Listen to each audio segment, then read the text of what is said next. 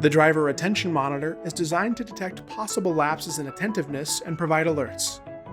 The system analyzes steering inputs to determine if the vehicle is being driven in a drowsy or inattentive manner.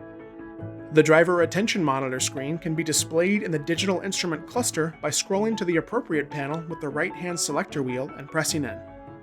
All 4 bars of the monitor light up when driver attentiveness is judged to be good. When only 2 bars illuminate, a "Take a break soon" message will appear.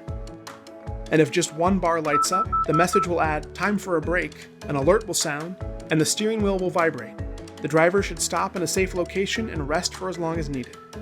You can customize the operation of driver attention monitor while the vehicle is parked and the power on.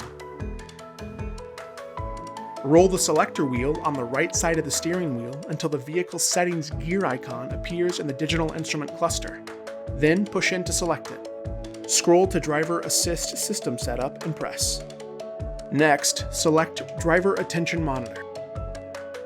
Now, choose from among Tactile and Audible Alert, Tactile Alert, and Off. See your vehicle's owner's manual for even more details. You can download one at mygarage.honda.com.